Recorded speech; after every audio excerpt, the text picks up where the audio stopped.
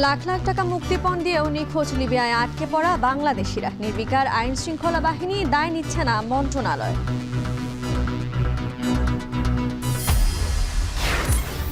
রেস্তোরাঁয় খেতে গুনতে হবে বাড়তি টাকা, খরচ বাড়বে মোবাইল কল ও অভ্যন্তরীণ। আকাশপথে শতাধিক পণ্য সেবায় বাড়ল শুল্ক ভ্যাট।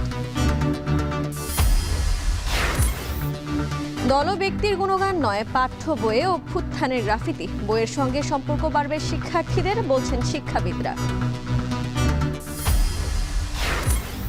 এবং যুক্তরাষ্ট্রের লস অ্যাঞ্জেলেসে ভয়াবহ দাবানলে 3 দিনের ক্ষতি ছাড়িয়েছে হাজার কোটি ডলার। হলিউডের অনেক তারকার বাড়ি পুড়ে ছাই।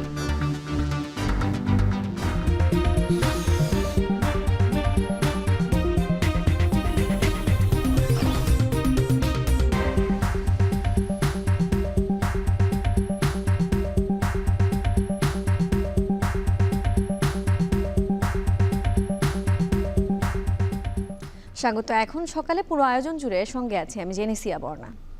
চলতি অর্থ বছরে প্রবাসী আয় ছাড়িয়েছে 1377 কোটি 61 লাখ ডলার।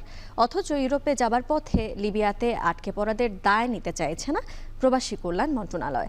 একের পর এক ব্যাংকে টাকা পাঠিয়েও হচ্ছে না লাভ।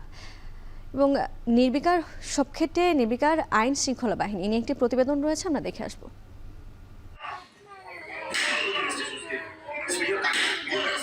হুট করেই মুঠোফোনে 23 সেকেন্ডের ভিডিও। হাত পা বাঁধা এক ব্যক্তিকে মারধর করছেন দুজন মিলে, সাথে ভয়েস মেসেজ।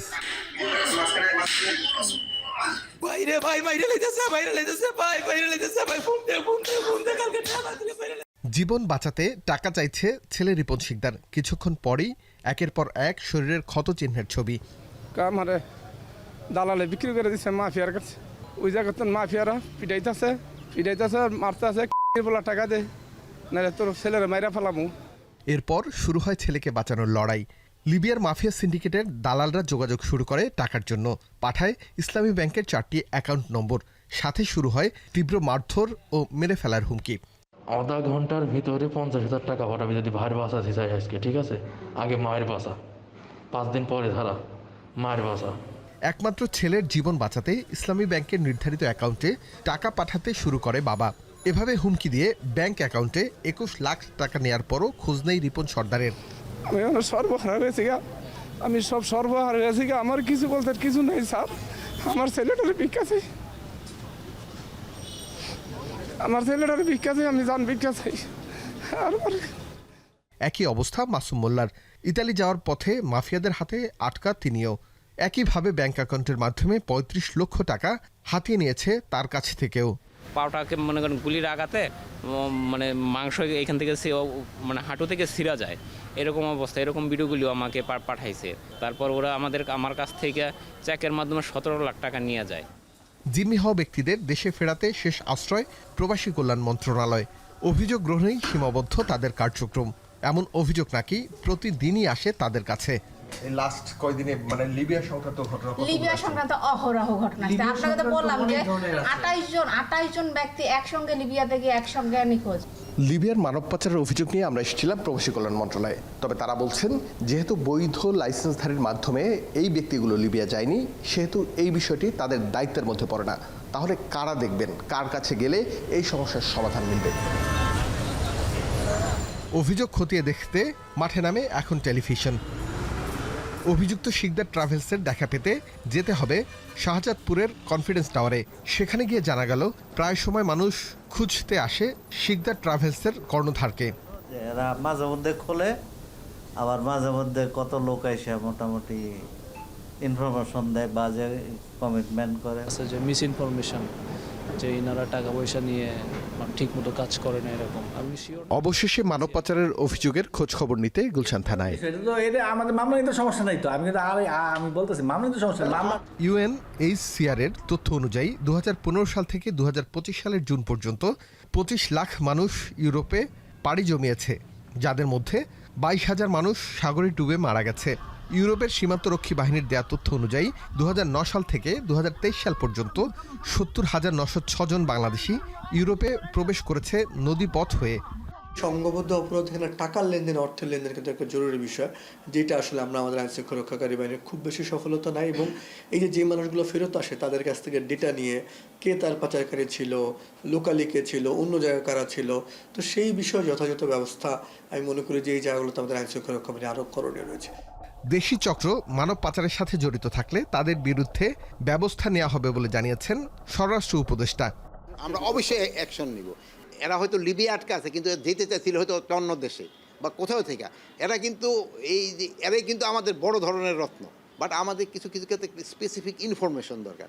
আপনারা যদি দয়া করে যদি আমাদের ইনফরমেশনটা দেন, আমরা অবশ্যই ব্যবস্থা নিব। লোভে পড়ে ইউরোপে যাওয়ার জন্য জীবনের ঝুঁকি না নেওয়ার আহ্বান সংশ্লিষ্টদের। আরিফ হোসেন, এখন, ঢাকা। বিগত সময়ে আওয়ামী লীগ সরকারের দলীয় গুণগান প্রচারের মাধ্যম হিসেবে পাঠ্য বইকে ব্যবহার করে।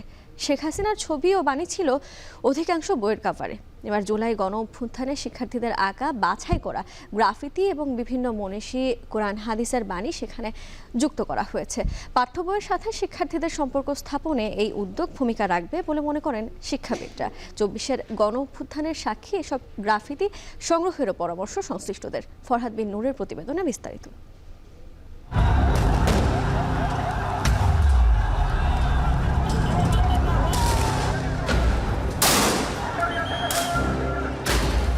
তখনও বিজয় নিশ্চিত নয়। আন্দোলন তুঙ্গে, চলছে গণহত্যা। এমন সময় দোয়েল চত্বর শহীদ মিনারে মজলুম শিক্ষার্থীদের সমর্থনে রিকশাচালক সুজনের স্যালুট। এরপর সেই স্যালুট দেয়ালে দেয়ালে গ্রাফিতিতে।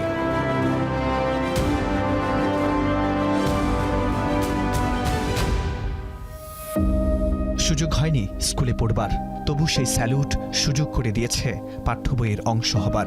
2025 সালের এবারে যে পাঠ্য বই, সেখানে হচ্ছে ওই যে আপনার সেই ঐতিহাসিক স্যালুটের ছবি। মগবাজার মোড়ের এই গ্রাফিতেই 2025 শিক্ষাবর্ষের প্রাথমিক ও মাধ্যমিকের 3টি বইয়ের ব্যাখ্যাভারে রাখা হয়েছে। নির্বিচারে জানি গুলি করে মারছে ছাত্র ভাইদেরকে, সেই জন্য আমি একটা সেলুট দিছি। আমার এই সেলুটের মানে ছিল কি, যারা ঘরে বসে আছিলেন, যারা ঘরে বসে বসে টিভি দেখতেছেন, আপনারা নেমে যান। সংশ্লিষ্টদের মতে বিগত সময়ে পাঠ্য বইকে আওয়ামী লীগ সরকার দলীয় গুণগান প্রচারের পোস্টারে পরিণত করে। তবে এবার বইয়ের কাভার থেকে শেখ হাসিনার ছবি আর বাণী বাদ দিয়ে দেয়ালে দেয়ালে শিক্ষার্থীদের আঁকা জুলাই গণ অভ্যুত্থানের গ্রাফিতি স্থান পেয়েছে। একই সঙ্গে বিভিন্ন মনীষী ও কুরআন হাদিসের বাণীও। শিক্ষার্থীদের আঁকা অসংখ্য গ্রাফিতির মধ্যে সর্বজনীন মানবিক আবেদন এবং দেশপ্রেম সৃষ্টি করে এমন বাছাইকৃত 40টি গ্রাফিতি প্রাথমিক ও মাধ্যমিকের 90টি বইয়ের ব্যাখ্যাভারে স্থান পেয়েছে। এই যেমন 1971 আর 2024 যে একই সূত্রে গাথা, চতুর্থ ও ষষ্ঠ শ্রেণীর ইংরেজি বইয়ের এই গ্রাফিতি তারই কথা বলে। সাম্প্রদায়িক সম্প্রীতির অনন্য দৃষ্টান্ত বাংলাদেশ, এই গ্রাফিতি তারই প্রমাণ। স্বাধীনতা সার্বভৌমত্বে হুমকি এলে সব দল মত যে এক হয়ে যায়, এখানে সেটি স্পষ্ট।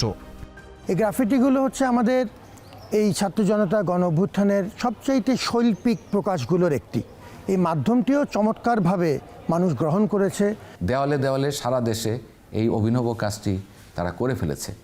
সুতরাং এটাকে একটা আমাদের স্যালুট জানানো দরকার। এই স্বীকৃতির জন্যই আমরা পাঠ্য বইয়ের পেছনে যে গুলো সর্বজনীন আবেদন সৃষ্টি করেছে, তাদের স্বপ্নের কথাগুলো, আমরা সেগুলোকে বাছাই করে এখানে বইয়ের পেছনে দিয়েছি। জুলাই গণ অভ্যুত্থানে গ্রাফিতি এঁকেছেন এমন কয়েকজন শিক্ষার্থীর সাথে আমাদের কথা হয়। দেয়ালে আঁকা গ্রাফিতি যখন পাঠ্য বইয়ে, তখন তাদের অনুভূতি কি? আগে হচ্ছে গিয়ে আমরা সবসময় শেখ মুজিবুর রহমান, তারপর শেখ হাসিনা, শেখ রাসেলের ছবি সবসময় বইয়ে দেখতাম। আমি দেখতেছি কি মানে অনেক জায়গা থেকে ওই আর্টগুলো আমাদের বইয়ে লাগানো হয়েছে। এখন ওগুলো দেখে নিজেদের একটা আনন্দ যে আমরা এটা অর্জন করেছি, আমরা যে একটা ভালো কাজ করছি বা একটা বিপ্লবের অংশ ছিলাম, সেটা ইতিহাস থেকে এত তাড়াতাড়ি মুছে যায় নাই।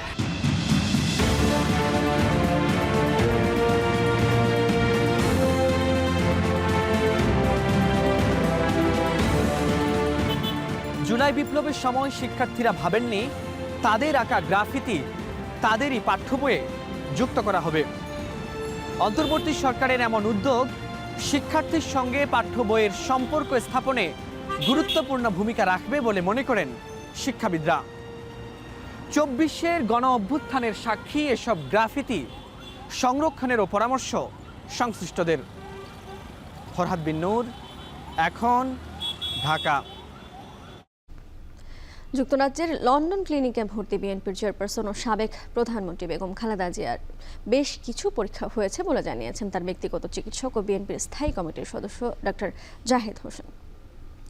তিনি আরও জানান, আরও কিছু পরীক্ষা নিরীক্ষার পর বিশেষজ্ঞ চিকিৎসকরা পূর্ণাঙ্গ চিকিৎসা শুরু করবেন। এদিকে বৃহস্পতিবার স্থানীয় সময় দুপুরে হাসপাতালে তার সাথে দেখা করেছেন তারেক রহমান। এ সময় হাসপাতালের বাইরে দলীয় নেতাকর্মীদের নিয়ে উপস্থিত ছিলেন যুক্তরাজ্য বিএনপির সভাপতি ও বিএনপির চেয়ারপারসনের উপদেষ্টা এম.এ. মালেক, সাধারণ সম্পাদক কায়সার এম আহমেদ। এবং নেটটিকে দেখে তারা জানিয়েছেন অনেক বেশি সতেজ ও প্রাণবন্ত মনে হয়েছে। তিনি আরও বলেন, স্ত্রী জোবাইদাকে নিয়ে মায়ের সার্বক্ষণিক খোঁজ খবর রেখেছেন তারেক রহমান। বুধবার কাতারের আমিরের পাঠানো বিশেষ এয়ার অ্যাম্বুলেন্সে করে লন্ডনে পৌঁছান খালেদা জিয়া।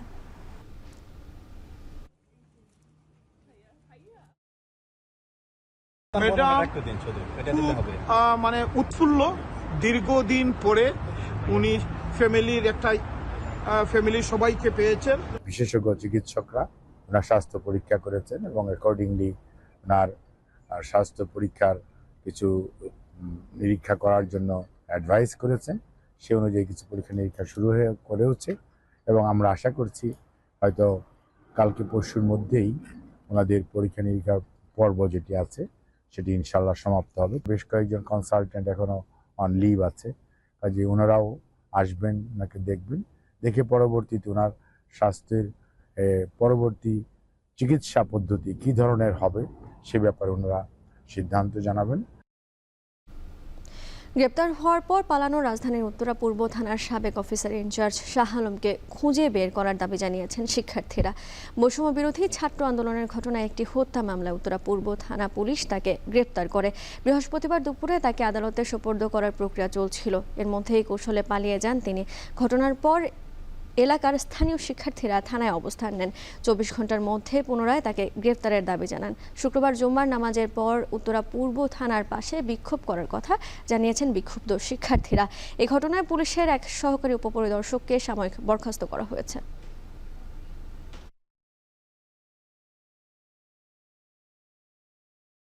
আবার পুনরায় গ্রেপ্তার করতে হবে। আর 2 নম্বর, যারা এই ঘটনার সাথে সংযুক্ত, সে যদি স্বরাষ্ট্র মন্ত্রণালয়ের কোনো উচ্চপদস্থ কর্মকর্তাও হয়, তাকেও এর সাথে গ্রেপ্তার করতে হবে। তাদের সামনে থেকে আসামি চলে গেছে, এখানে তাদের আসলে একটা ব্যর্থতা রয়েছে এবং এই দায়ভার কেউ এড়াতে পারে না। এটা স্বরাষ্ট্র মন্ত্রণালয় এর দায়ভার আছে। গ্রেপ্তার করে তাকে আবারও এখানে নিয়ে আসতে হবে, তার দৃশ্যমান শাস্তির ব্যবস্থা করতে হবে। তা না হলে আমরা আগামীকাল কিছু কর্মসূচি ঘোষণা করেছি। এটা 24 ঘন্টার আলটিমেটাম দেওয়া হয়েছে, যদি না গ্রেফতার করা হয় তাহলে আমরা আরো বড় ধরনের কর্মসূচিতে যাবো ইনশাআল্লাহ। বাড়তি ভ্যাট গুনতে হবে হোটেল রেস্তোরাঁয় খেতে, খরচ বাড়বে মোবাইলে কথা বলার ক্ষেত্রে। এছাড়া শুল্ক বাড়ায় আমদানি ব্যয় বাড়বে আপেল সহ বিভিন্ন ফলে। বৃহস্পতিবার রাতে এমন শতাধিক পণ্য সেবায় ভ্যাট ও শুল্ক বাড়িয়ে প্রজ্ঞাপন জারি করেছে সরকার। নতুন এই প্রজ্ঞাপনে দেখা গেছে হোটেল রেস্তোরাঁয় ভ্যাট 5% থেকে বাড়িয়ে 15% করা হয়েছে। এছাড়া বিভিন্ন ফল আমদানিতে শুল্ক 20% থেকে বাড়িয়ে 30% করা হয়েছে। তামাক আমদানিতে 60% সম্পূরক শুল্ক বাড়িয়ে 100% করা হয়েছে। ভ্যাট বেড়েছে টেলিফোন ও ইন্টারনেট সেবাতেও। মোবাইল ফোন কলে সম্পূরক শুল্ক 20% থেকে বাড়িয়ে 23% করা হয়েছে। এছাড়া অভ্যন্তরীণ বিমানের টিকিটে আবগারি শুল্ক 200 টাকা থেকে বাড়িয়ে 700 টাকা করা হয়েছে।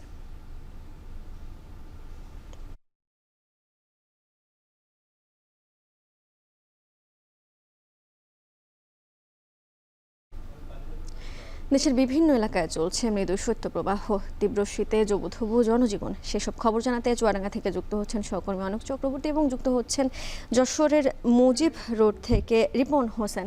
প্রথমেই যেতে চাই চুয়াডাঙ্গায়, অনেক জানতে চাই তাপমাত্রা ঠিক এই মুহূর্তে কত, এবং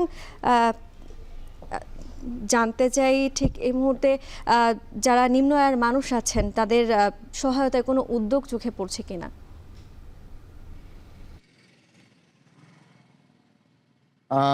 বন্যা, আজকে চুয়াডাঙ্গার যে তাপমাত্রা আবহাওয়া অফিস রেকর্ড করেছে 9.3 ডিগ্রি সেলসিয়াস, গতকাল ছিল 9.4 ডিগ্রি সেলসিয়াস, অর্থাৎ মৃদু শৈত্যপ্রবাহ বয়ে যাচ্ছে চুয়াডাঙ্গার উপর দিয়ে।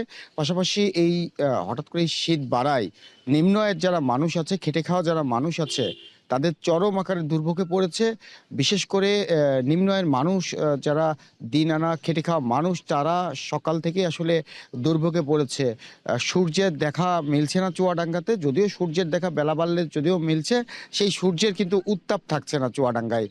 পাশাপাশি যারা কাজের সন্ধানে ভোরে বাসার থেকে বের হয়েছে, বিশেষ করে শ্রমিক যারা আছে, যাদের আসলে আয়ের উৎসে আসলে বড় আকারে একটা ভাটা পড়েছে। আমি দেখেছি যে সড়কের পাশে যারা নিম্ন আয়ের মানুষ, খেটে খাওয়া মানুষ আছে, যারা ভোরে বাসা থেকে কাজের সন্ধানে বের হয়েছে, তারা কিন্তু আসলে খড়কুটোর সাথে আগুন জ্বালিয়ে শীত নিবারণের চেষ্টা করছে। এছাড়া কিন্তু আসলে বাজারঘাটে মানুষের উপস্থিতি কম। সড়কে যেহেতু ভোরে কুয়াশায় ঢাকা ছিল চুয়াডাঙ্গার সড়ক, আমি দেখেছি যে যানবাহনগুলো যেগুলো চলছিল, সেই যানবাহনগুলো তো কিন্তু আসলে হেডলাইট জ্বালিয়ে চলাচল করছিল। পাশাপাশি কিন্তু এই যানবাহনগুলোতে বেলা বাড়লে যাত্রীর সংখ্যা কিন্তু অনেক কম। একটা বিষয় জানিয়ে রাখি যে বাজারঘাটেও কিন্তু যারা ক্রেতা আছে তাদের উপস্থিতি কিন্তু আসলে কম, বিক্রেতার সংখ্যাও আসলে কম। বেলা বাড়লে আসলে বিক্রেতা ক্রেতা উভয় সংখ্যাই বাড়ছে। পাশাপাশি কিন্তু সবজির বাজার আমি খোঁজ নিয়েছি, সবজির বাজার, মাছের বাজার, পাইকারি আড়ত, এখানেও কিন্তু আসলে ভাটা পড়েছে ব্যবসায়ীদের। এছাড়া এই শীত বাড়ায় হাসপাতাল এবং স্বাস্থ্য কমপ্লেক্সে প্রতিনিয়ত রোগীর সংখ্যা বাড়ছে। জেলা প্রশাসনের পক্ষ থেকে এখন পর্যন্ত যে শীতবস্ত্র বিতরণ করা হয়েছে, সেই শীতবস্ত্র প্রয়োজনের তুলনায় খুবই কম। জেলা প্রশাসকের দাবি যে অতি দ্রুত আসলে শীতবস্ত্র আসলে আবারও চাহিদা অনুযায়ী সেই শীতবস্ত্র বিতরণ করা হবে। তো শীত পরিস্থিতি নিয়ে চুয়াডাঙ্গা থেকে আমার কাছে বন্যা, এই ছিল সবশেষ। এবার একটু যশোরে যেতে চাই। রিপন, জানতে চাই যশোরে এই মুহূর্তে ঠিক তাপমাত্রা কত রয়েছে, এবং সেই সাথে জানতে চাই যে তাপমাত্রা সহনীয় হবে ঠিক কতক্ষণ নাগাদ?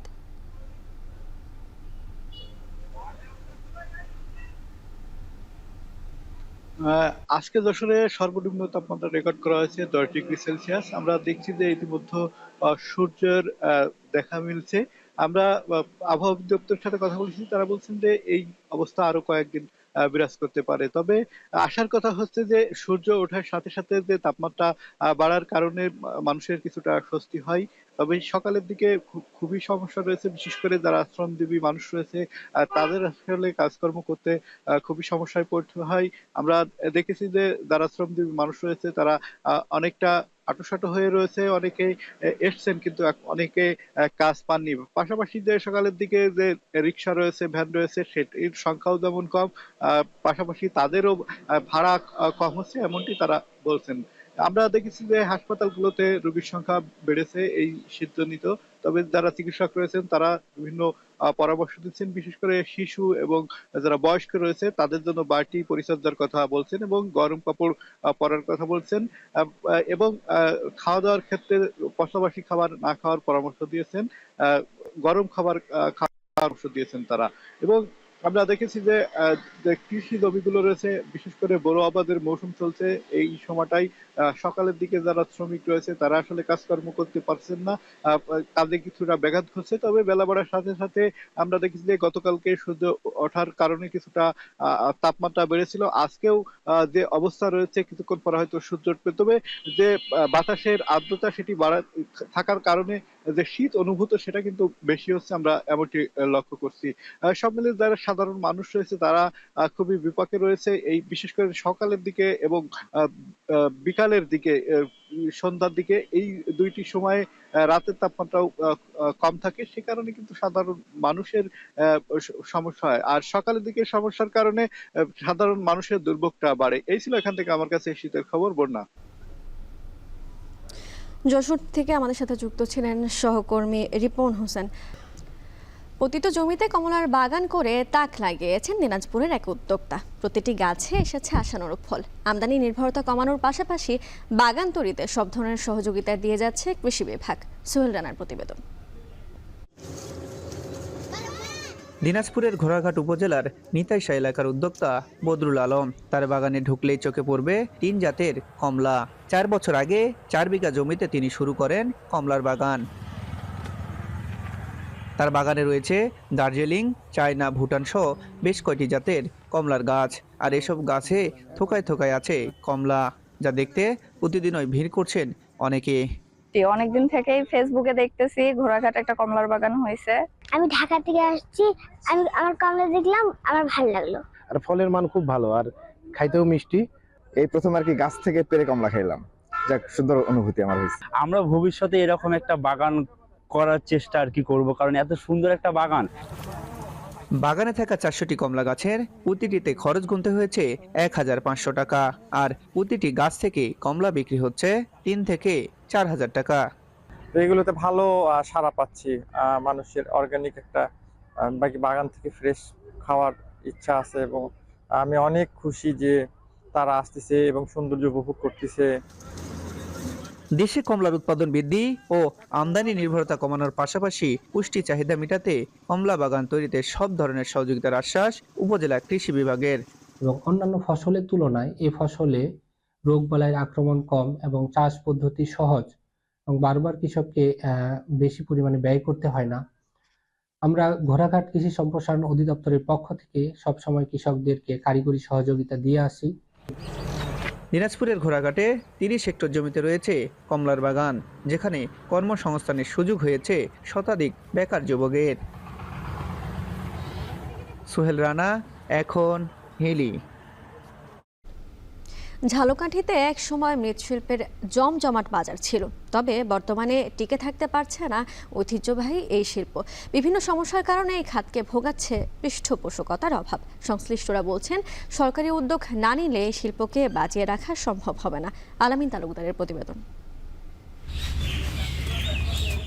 ঝালকাঠি সদর উপজেলার নবগ্রাম এলাকায় মৃৎশিল্পের সাথে জড়িয়ে আছে কুমার সম্প্রদায়। মাটি দিয়ে বিভিন্ন তৈজসপত্র তৈরি করেই ঘোরে তাদের ভাগ্যের চাকা। তবে বাজার ভরে গেছে প্লাস্টিক ও মেলামাইন দিয়ে তৈরি নানা পণ্যে। ফলে আগের তুলনায় কমেছে মাটির তৈরি সামগ্রীর কদর, কমেছে ব্যবহার। জেলার সদর উপজেলার নবগ্রাম, নলছিটির কুমারখালী সহ রাজাপুর ও কাঠালিয়া উপজেলার বিভিন্ন এলাকায় মাটি দিয়ে জিনিসপত্র তৈরিতে একসময় ব্যস্ত থাকত হাজারের বেশি নারী পুরুষ। তবে চাহিদা কমায় ও উৎপাদন খরচ বাড়ায় এই শিল্পের সাথে জড়িত অনেকেই পেশা বদল করে বেছে নিচ্ছেন অন্য পেশা। বংশ পরম্পরায় পাওয়া এ পেশার সঙ্গে এখনও যারা জড়িয়ে আছেন তারাও ভুগছেন অস্তিত্ব সংকটে। অনেক কিছু তৈরি করা হয়, আমার পরিবারও এই কাজই করে এবং আমি আমার পরিবারের সাথে এই কাজে সহায়তা করি। মেলামাইন এবং প্লাস্টিক বাইরে আমাদের এই মৃৎশিল্প খুবই বিলুপ্তির পথে চলে। মাল চলে না, তারপরে মানে বিভিন্ন সমস্যা, অর্থনৈতিক সমস্যার কারণ অনেকে মানে কাজ ছাড়িয়ে অন্য কাজে জড়িত হয়েছে। যদি কোনো সরকারি পৃষ্ঠপোষকতা পাই তাহলে আমরা ভালোভাবে টিকে থাকতে পারবো এবং জীবিকা নির্বাহ করতে পারবো। যেখানে 5 বছর আগেও এই পেশার সাথে জড়িত ছিল 200-রও বেশি পরিবার, সেখানে বর্তমানে মাত্র 10 থেকে 12টি পরিবার এ পেশায় যুক্ত আছে। মৃৎশিল্পকে টিকিয়ে রাখতে সরকারি পৃষ্ঠপোষকতার দাবি জানিয়েছেন পেশাদার মৃৎশিল্পীরা। আর গ্রামীণ ঐতিহ্যবাহী এই শিল্পকে বাঁচিয়ে রাখতে প্রশিক্ষণ সহ আর্থিক সহায়তার কথা জানালেন বিসিকের এই কর্মকর্তা। আধুনিক টেকনোলজির ব্যবহার না করার কারণে এই শিল্পে কিছুটা বিলুপ্ত হয়েছে, বাট এইটার কিন্তু অন্য রকমের একটা ইম্পর্টেন্স আছে। বিদেশেও রপ্তানি করা হচ্ছে। আমরা তাদেরকে প্রশিক্ষণ সহ অন্যান্য টেকনিক্যাল সাপোর্ট দিচ্ছি, তাদেরকে ঋণ সহায়তাও দিয়েছি। এছাড়াও যদি তাদের অন্য কোনো সহায়তা বিসিক থেকে প্রয়োজন হয়, আমরা তাদেরকে সেই সহায়তা দেব। হাজার বছরের বাঙালি সংস্কৃতি ধরে রাখতে মৃৎশিল্প রক্ষায় কর্তৃপক্ষ উদ্যোগী হবেন, এমনটাই আশা সংশ্লিষ্টদের। এখন ঝালকাঠি। প্রায় 20 বছরেও শেষ হয়নি টাঙ্গাইলের বাসাইল উপজেলার স্বাস্থ্য কমপ্লেক্স নতুন ভবন নির্মাণের কাজ। এতে চিকিৎসা সেবা থেকে বঞ্চিত হচ্ছেন প্রায় 2 লাখ মানুষ। আগামী বছরের মধ্যে কাজ শুরুর কথা বলছে স্বাস্থ্য প্রকৌশল বিভাগ। বিস্তারিত কাউসার আহমেদের প্রতিবেদনে।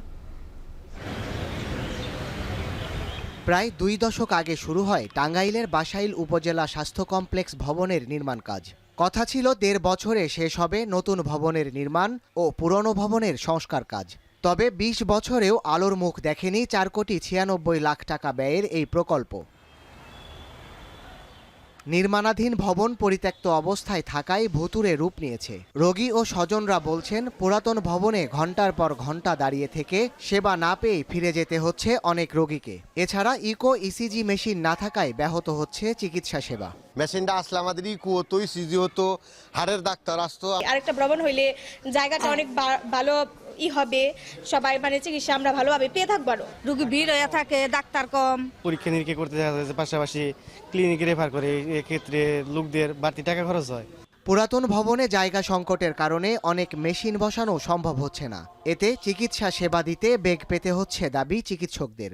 নতুন ভবনটা যদি চালু হতে পারে তাহলে আমি বলবো রোগীদের জন্য যেটা সুবিধা, রোগীরা অনেক বড় একটা হসপিটাল পাবে, সেখানে বেশি রোগী ভর্তি থাকতে পারবে, এবং ডক্টরদের জন্য যেটা সুবিধা সেটা হচ্ছে আমরা প্রত্যেক আলাদা রুমে আরেকটু ভালো করে আরেকটু জায়গা নিয়ে রোগী দেখতে পারবো। 2005 সালে কমপ্লেক্সটি 31 শয্যা থেকে 50 শয্যায় উন্নীত করা হয়। ওই বছরের 24 সেপ্টেম্বর 2টি 4তলা, একটি দোতলা ও একটি একতলা ভবন নির্মাণ এবং পুরনো ভবন সংস্কারে কাজ শুরু করে বঙ্গবীর কাদের সিদ্দিকীর ঠিকাদারি প্রতিষ্ঠান। 2006 সালে ঠিকাদার টাকা তুলে নিলেও এখনও বাকি 68% কাজ। প্রতিষ্ঠানটির দাবি, নানা কারণে কাজ শেষ করা সম্ভব হয়নি। চিফ ইঞ্জিনিয়ার চেঞ্জ হইল, তারপরেও যোগাযোগ করলাম, আর কোনো সুরাহা হয় নাই। আমাদের প্রায় শেষ পর্যায়ে ছিল, আমাদের হিসাবে ছিল প্রায় 90% কাজ। স্বাস্থ্য কর্মকর্তা জানান, নতুন ভবনটি দ্রুত চালু করতে দফায় দফায় ঊর্ধ্বতন কর্তৃপক্ষকে জানানো হয়েছে। হাসপাতাল ভবন ও কোয়ার্টার চালু হলে সেবার মান আরও বাড়বে। আর চলতি বছরের মধ্যে বাকি কাজ শুরু করার আশ্বাস স্বাস্থ্য ও প্রকৌশল অধিদপ্তরের। অবশিষ্ট কাজের জন্য আমাদের একটা পরিকল্পনা গ্রহণ করা হয়েছে। আমাদের পরবর্তী ওপিতে এটা ইনক্লুড করা হয়েছে। ওপিটা অনুমোদন হইলে আবার টেন্ডার করে অবশিষ্ট কাজ ইনশাআল্লাহ আমরা শেষ করতে পারবো।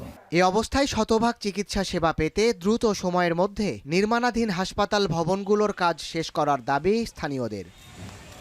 এখন টাঙ্গাইল। যুক্তরাষ্ট্রের লস অ্যাঞ্জেলেসের ভয়াবহ দাবানলে মৃতের সংখ্যা বেড়ে দাঁড়িয়েছে 6 জনে। পুড়ে ছাই হয়েছে 28,000 একর অঞ্চল। অঙ্গরাজ্যটির ইতিহাসে ভয়াবহতম দাবানলে 3 দিনের আর্থিক ক্ষতি প্রায় $1,000 কোটি। নিরাপদ আশ্রয়ে সরে গেছেন 1,79,000 মানুষ। হলিউডের কাছে বিলাসবহুল বাড়ি পুড়েছে শীর্ষ সারির অনেক তারকার। বিস্তারিত জানাচ্ছেন নুজহাত কামাল। আলাদা 6টি দাবানলে পুড়ছে 12,500 বর্গ কিলোমিটার আয়তনের লস অ্যাঞ্জেলেস। এর মধ্যে বৃহস্পতিবারও 0% নিয়ন্ত্রিত তালিকাভুক্ত ছিল 3টি, অর্থাৎ আগুন নিয়ন্ত্রণের বাইরে। ক্যালিফোর্নিয়া অঙ্গরাজ্যে সমুদ্র ঘেঁষা সান্টা মনিকা থেকে মালিবু পর্যন্ত বিস্তৃত ছবির মতো সুন্দর অভিজাত এলাকা প্যালিসেডস, যেখানে দৃশ্যায়ন হয়েছে বিভিন্ন চলচ্চিত্র, রয়েছে টেলিভিশন ও সঙ্গীতাঙ্গন সহ অসংখ্য হলিউড তারকার বিলাসবহুল বাড়ি। লস অ্যাঞ্জেলেসের পশ্চিমে শুধু এই প্যালিসেডসে 17,000 একর এলাকা 36 ঘন্টায় গ্রাস করে নিয়েছে দাবানল। এটুকু সময়ই পুড়ে ছাই হাজারের বেশি বাড়িঘর। পুড়ে গেছে প্যারিস হিলটন, বিলি ক্রিস্টাল, জেনিফার গ্রের মতো অনেক তারকার বাড়ি। প্যালিসেডস ও ইটন সহ লস অ্যাঞ্জেলেসের সবচেয়ে বড় 2 দাবানলে স্থানীয় সময় বৃহস্পতিবার সকাল পর্যন্ত পুড়েছে 27,000 একর এলাকা, সবটাই নিয়ন্ত্রণের বাইরে। অগ্নিকুণ্ড থেকে প্রাণে বাঁচতে বাড়ি ছেড়ে সরে গেছেন 2.25 লাখের বেশি মানুষ।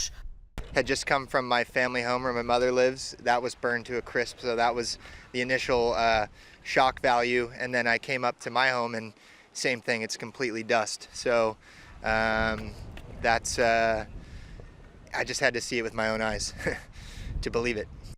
দাবানলের খবর সংগ্রহ করতে গিয়ে যুদ্ধ কবলিত অঞ্চলের সঙ্গে আধুনিক শহর লস অ্যাঞ্জেলেসের পার্থক্য পাচ্ছেন না সংবাদকর্মীরা।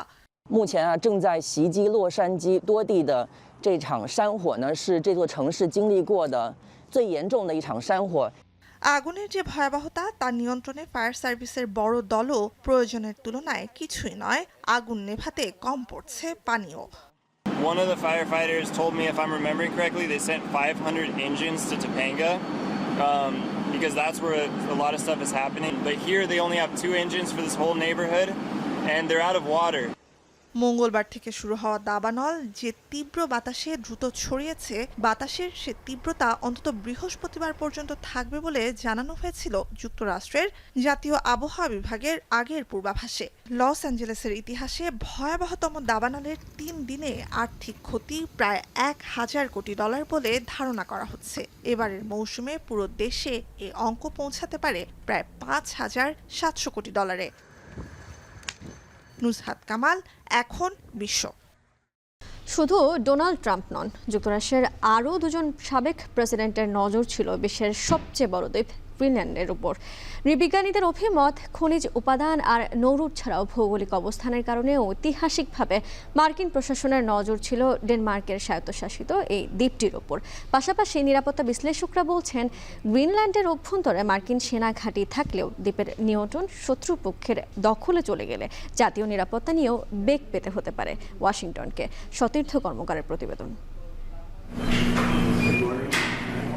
গেল ডিসেম্বরে ডেনমার্কের স্বায়ত্তশাসিত দ্বীপ গ্রিনল্যান্ড অধিগ্রহণের বিষয়ে প্রথমবারের মতো আগ্রহ প্রকাশ করেন নবনির্বাচিত মার্কিন প্রেসিডেন্ট ডোনাল্ড ট্রাম্প। একসময় ডেনিশ উপনিবেশের অধীনে থাকা 56,000 জনগোষ্ঠীর এই বিশাল দ্বীপটি দখলে মার্কিন সেনা পাঠানোর পরিকল্পনা কিংবা ট্রাম্প জুনিয়রের গ্রিনল্যান্ড সফর, এগুলো কি কেবলই খবরের শিরোনাম হওয়ার চেষ্টা, নাকি এর পেছনে লুকিয়ে আছে ভূরাজনৈতিক কোনো স্বার্থ?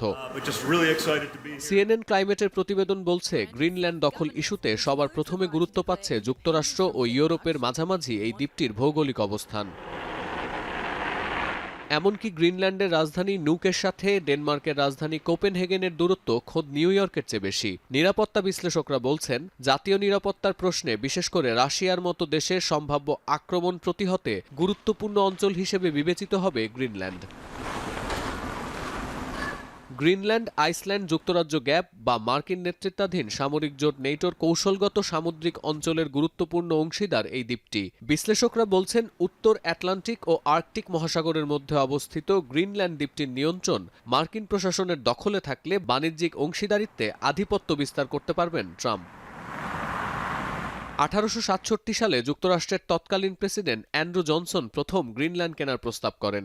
দ্বিতীয় বিশ্বযুদ্ধের পর $100 মিলিয়ন বিনিময়ে দ্বীপটি কিনতে ডেনমার্কের কাছে প্রস্তাব পাঠায় ট্রুম্যান প্রশাসন। কাজেই ট্রাম্পই প্রথম গ্রিনল্যান্ডের বিষয়ে আগ্রহ প্রকাশ করলেন। বিষয়টি এমন নয়। 1951 সালের সামরিক চুক্তি অনুযায়ী নর্থ ওয়েস্ট গ্রিনল্যান্ডে সামরিক ঘাঁটি নির্মাণ করে মার্কিন প্রশাসন। মস্কো ও নিউ ইয়র্কের মাঝামাঝি এই ঘাঁটির সামরিক গুরুত্ব অস্বীকারের সুযোগ নেই। সিএনএন আরও বলছে, যুক্তরাষ্ট্রের কোনো প্রতিপক্ষ গ্রিনল্যান্ড দখলে নিলে তা মার্কিন নিরাপত্তার প্রশ্নে বড় হুমকি হতে পারে। আর এই সুযোগটি কাউকে নিতে দিতে চান না ট্রাম্প। এদিকে গ্রিনল্যান্ড দখলে মার্কিন সেনা মোতায়েনের পরিকল্পনা আপাতত বাতিল করছেন না ট্রাম্প। ওয়াশিংটনের এমন খবর প্রচারের পর প্রতিক্রিয়ায় ক্রেমলিন জানিয়েছে, আর্কটিক অঞ্চলে মস্কোর নিরাপত্তা ও জাতীয় স্বার্থ অত্যন্ত গুরুত্বপূর্ণ। কেউ ওই অঞ্চলের শান্তিভঙ্গের পথে হাঁটলে রাশিয়াও চুপ করে বসে থাকবে না বলে জানানো হয়।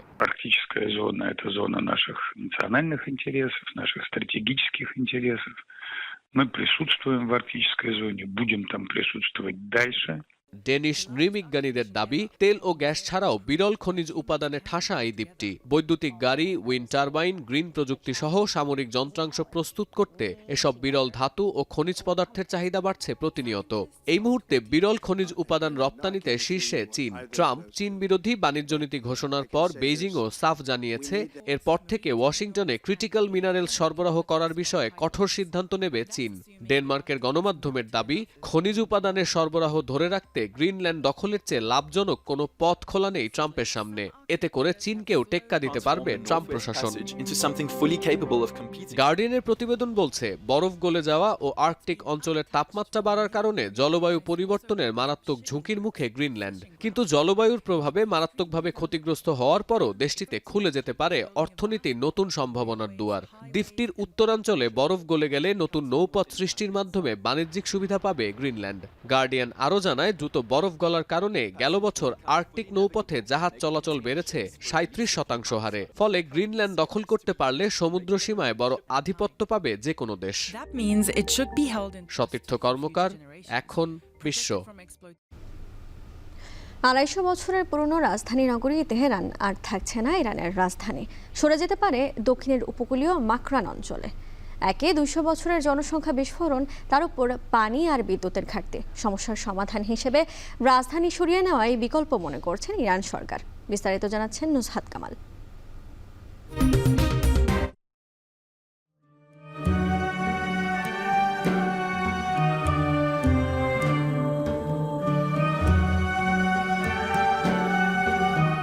ইতিহাসের এক জীবন্ত উপাখ্যান তেহরান।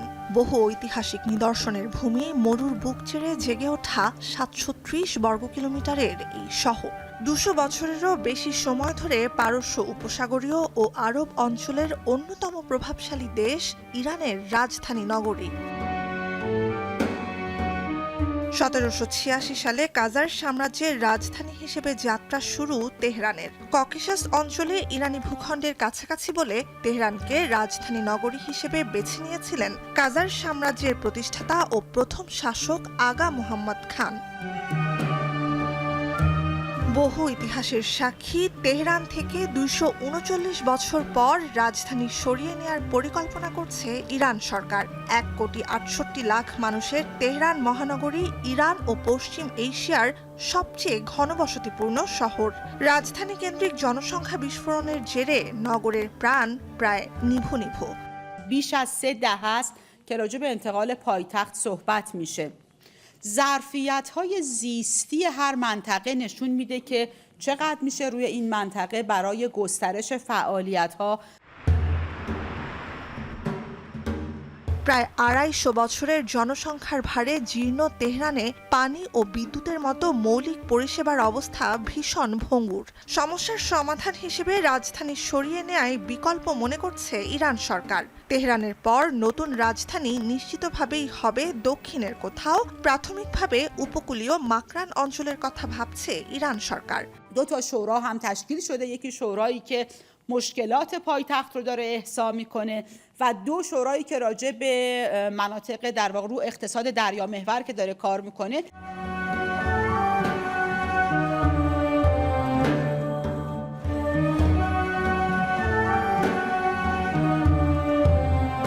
রাজধানী স্থানান্তরের ঘটনা ইরানের ইতিহাসে অবশ্য নতুন নয়। খ্রিস্টপূর্ব 678 সাল থেকে পারস্য নামে পরিচিত ইরানের 32তম রাজধানী তেহরান তাৎক্ষণিকভাবে না হলেও অচিরেই 33তম রাজধানী পেতে যাচ্ছে 2600 বছরের পুরনো দেশটি। নুসহাত কামাল, এখন বিশ্ব। এবার খেলার খবর জানাতে চাই। দেশসেরা আর্চার রোমানো দিয়া গোপনে যুক্তরাষ্ট্রে পাড়ি জমানোর পর খেলোয়াড়দের ভাতা বাড়ানোর প্রক্রিয়া শুরু করেছে ফেডারেশন। সংস্থাটির সাধারণ সম্পাদক কাজী রাজীব উদ্দিন আহমেদ জপল জানালেন, গেল 2 বছরে 4 আর্চার যুক্তরাষ্ট্রে পালিয়ে যাওয়ায় ভবিষ্যতে অন্য খেলোয়াড়দের ভিসা পাওয়া নিয়ে শঙ্কায় তিনি। এসকে শাওনের প্রতিবেদন। রোমান সানা আর দিয়া সিদ্দিকী বাংলাদেশের আর্চারির সবচেয়ে বড় বিজ্ঞাপন। সম্প্রতি ফেডারেশনকে না জানিয়েই যুক্তরাষ্ট্রে পাড়ি জমান 2 তারকা আর্চার। যদিও পরে দিয়া সিদ্দিকীর সাথে কথা হয়েছে ফেডারেশন সাধারণ সম্পাদকের। দিয়া আমাকে একটা ভদ্রতা দেখিয়েছে, আমি শোনাতে পারি যদি আপনারা শুনতে চান। আসসালামু আলাইকুম, শুভ সকাল স্যার। আমি ওয়ালাইকুম সালাম দিছি। স্যার মনে কষ্ট নেবেন না, আপনি জানে আসতে পারে। আমি ঠিক আছে, ঠিক আছে, তুমি চলে গেছো, জানায় যেতে পারো, কিন্তু বইলা তো যাও নাই, এটা আমি বলি নেই। নর্মাল হয়েছে, স্যার আমরা দেশে ফিরে আসলে আপনার সাথে দেখা করবো। ঠিক আছে। মার্কিন মূল্যকে থেকে গণমাধ্যমে এ দম্পতি জানিয়েছেন নিজেদের ভাগ্য উন্নয়নের লক্ষ্যেই এই পথে হেঁটেছেন দুজন। তবে আর্চারি ফেডারেশনের দাবি, গেল 7 বছরে এই খেলার মাধ্যমে রোমান সানা আয় করেছেন 46 লক্ষ টাকারও বেশি। সবশেষ 6 বছরে তার স্ত্রী দিয়া সিদ্দিকী কামিয়েছেন প্রায় 24 লক্ষ টাকা। রোমান দিয়া এইভাবে দেশ ছাড়ায় অন্য খেলোয়াড়দের ভিসা পাওয়ায় জটিলতা হতে পারে বলে শঙ্কা করছেন ফেডারেশন সাধারণ সম্পাদক। এখন তো আমার তো মনে হয় যে আমরা আর কোনোদিন আমেরিকা খেলতে যেতে পারবো কিনা সন্দেহ আছে। কারণ একে তো তারা চলে গেছে, এটা দোষের না, চলে গেছে, ঠিক আছে, মানলাম চলে গেছে, কিন্তু পত্রপত্রিকাতে উঠতেছে, মিডিয়াতে হচ্ছে। হ্যাঁ, এমবিসি তো এখন আর ভিসা দেবে না। আমরা কার ক্ষতি করলাম? দেশের ক্ষতি করলাম। ফেডারেশনের ক্যাম্পে থাকা আর্চারদের ভাতা বাড়ানোর পরিকল্পনা দীর্ঘদিনের, শিগগিরই তা বাস্তবায়নও হতে পারে। তবে ভাতা সহ অন্যান্য সুবিধা বাড়ালেও খেলোয়াড়দের গোপনে বিদেশ যাত্রা এড়ানো সম্ভব কিনা, এমন প্রশ্ন ছিল ফেডারেশন কর্তার কাছে। আমরা যদি কোটি টাকাও দিয়ে ফেলি, যদি মানসিকতাটা দেশপ্রেম না থাকে, তারা চলেই যাবে। ভাগ্যের চাকা ঘোরাতে রোমান দিয়ার আগে আর্চার হাকিম আহমেদ রুবেল ও অসীম পাড়ি জমিয়েছেন যুক্তরাষ্ট্রে। তাদের মধ্যে রুবেল প্রত্যয়নপত্র চেয়েছিলেন বলে দাবি ফেডারেশন সাধারণ সম্পাদকের। আমাদের জানায় গেলে বলতে পারতাম যে এর জন্য তারা চলে গেছে, এখন তারা চলে যাবে আবার বললো যে আমাদের একটা প্রত্যয়নপত্র দেন, আমরা খেলতাম। এসকে শাওন, এখন ঢাকা। এখন সকাল শেষ করার আগে শিরোনামগুলো জানাবো আরও একবার। লাখ লাখ টাকা মুক্তিপণ দিয়েও নিখোঁজ লিবিয়ায় আটকে পড়া বাংলাদেশিরা, নির্বিকার আইন শৃঙ্খলা বাহিনী দায় নিচ্ছে না মন্ত্রণালয়।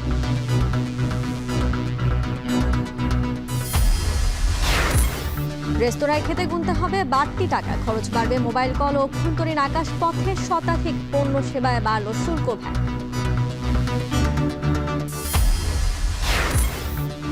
দল ব্যক্তির গুণগান নয়, পাঠ্য বইয়ে গণ অভ্যুত্থানের গ্রাফিতি, বইয়ের সঙ্গে সম্পর্ক বাড়বে শিক্ষার্থীদের, বলছেন শিক্ষাবিদরা।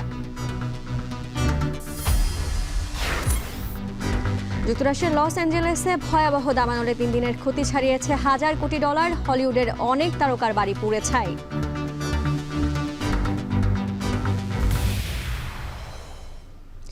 এই ছিল এখন সকালে। যাবার আগে জানিয়ে দিতে চাই, এখন টেলিভিশন ওয়েবসাইটে দেখতে হলে ভিজিট করুন www.ekhon.tv, ফেসবুকে দেখতে হলে ভিজিট করুন facebook.com/tv.ekhon, আর ইউটিউবে দেখতে হলে ভিজিট করুন youtube.com/c/ekhon tv।